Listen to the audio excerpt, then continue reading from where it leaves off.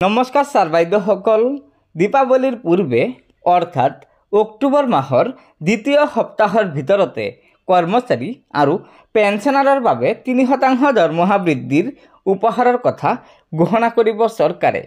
হয়, আপোনালোকে নিশ্চয় জানে যে বছৰত দুবাৰ মুৰ্গীয়া বানচ বৃদ্ধি পায়, এবাৰ জানুৱাৰী মাহত আৰু এবাৰ জুলাই মাহত। যিহেতু জানুৱাৰী মাহৰ ডিএ ইতিমধ্যে কৰ্মচাৰী আৰু পেঞ্চনাৰসকলে লাভ কৰি আছে, এতিয়া বাকী আছে জুলাই মাহৰ মুৰ্গীয়া বানচ। জানুৱাৰীৰ পৰা জুন মাহলৈকে AICPI IWৰ সূচাংক আছে 145, অৰ্থাৎ জুন মাহতো 1% বৃদ্ধি পাই মুঠ সূচাংক হৈ গৈছে 145। আৰু ডিএ গণনা কৰা কেলকুলেটৰত AICPIৰ সূচাংক 145ৰ আধাৰত ডিএ হৈ যাব 58%, অৰ্থাৎ 58%।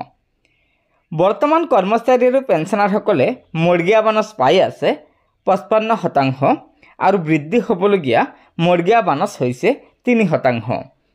আমি পোৱা প্ৰাপ্ত খবৰ অনুযায়ী কেন্দ্ৰীয় চৰকাৰে দীপাৱলীৰ পূৰ্বেই অৰ্থাৎ অক্টোবৰ মাহৰ দ্বিতীয় সপ্তাহৰ ভিতৰতে চৰকাৰী কৰ্মচাৰী আৰু পেঞ্চনাৰক এই 3% মুৰ্গীয়া বানচ বৃদ্ধিৰ কথা ঘোষণা কৰিব। আৰু যিহেতু অসম চৰকাৰ কেন্দ্ৰীয় চৰকাৰৰ আৰ্হিতে চলে, সেয়েহে কেন্দ্ৰৰ ঘোষণাৰ পিছতে 1 বা 2 সপ্তাহৰ ভিতৰতে অসম চৰকাৰেও ৰাজ্যিক কৰ্মচাৰী আৰু পেঞ্চনাৰসকলৰ বাবে 3% মুৰ্গীয়া বানচ বৃদ্ধিৰ কথা ঘোষণা কৰিব।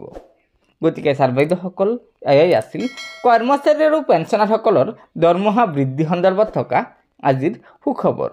গতিকে লগৰ বন্ধুবৰ্গক ভিডিঅ'টো শ্বেয়াৰ কৰি আজিৰ এই সুখবৰটো জনাই দিব আৰু নতুনকৈ অহা ছাৰ বাইদেউসকলে অনুগ্ৰহ কৰি আমাৰ এই চেনেলটো ছাবস্ক্ৰাইব কৰি ল'ব। ধন্যবাদ। জয় আই অসম।